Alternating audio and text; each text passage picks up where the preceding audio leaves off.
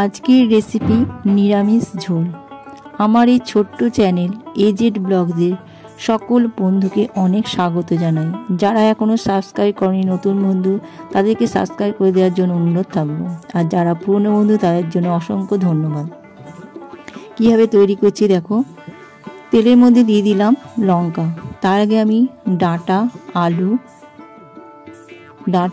আলুটা ভাজিনি, ডাঁটা, বেগুন, বড়ি সব কিছু ভেজে নিয়েছি। এরপর এই লঙ্কাটা একটু হালকা ভাজা হয়ে গেলে দিয়ে দিলাম আলুটাকেও ভালো করে ভেজে নেব। আলু ছিল আর সাথে ছিল পেঁপে। আলু আর পেঁপে বেশ সুন্দর হালকা করে ভেজে নেব। দিয়ে দিলাম নুনটা দেব, আর দেব একটু টমেটো, নুন আর আলু দিয়ে ভালো করে এটাকে ভেজে নেব।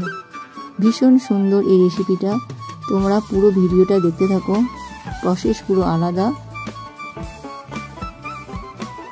এরপর দেখতেই পাচ্ছ ভালো করে কষিয়ে নিয়েছি, একটু জল দিয়ে দিলাম। শুধু এর মধ্যে দিয়ে দিয়েছি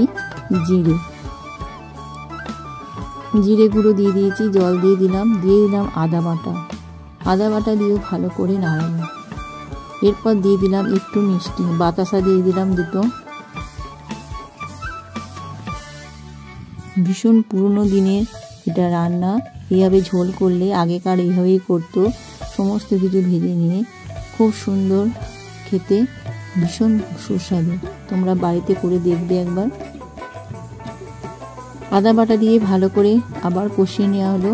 এরপর দিয়ে দেবে একটু জল দেব।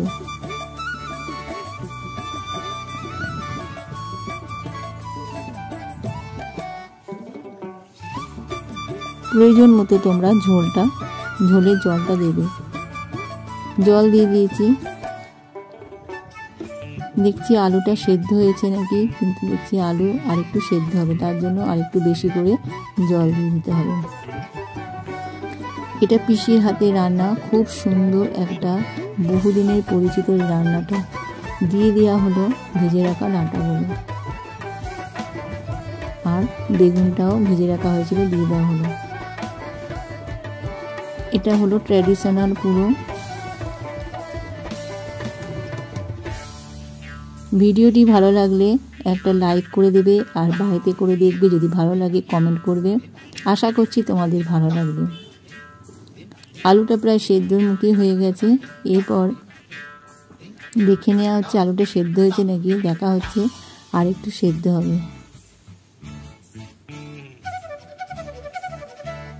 এরপর দিয়ে দেওয়া হবে যে বড়িগুলো ভেজে রাখা হয়েছিল।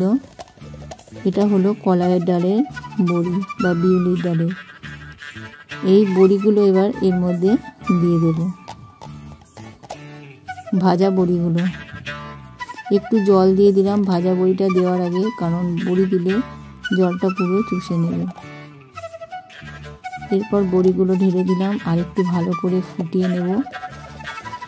ঝোলটা আমার প্রায় রেডি হয়ে গেছে, ভালো করে ফুটিয়ে নিয়েছি, দেখতেই পাচ্ছ টকবক করে ফুটছে। এর মধ্যে দিয়ে দিলাম কুচনো ধনে পাতা দিয়ে একটু নাড়িয়ে নেব।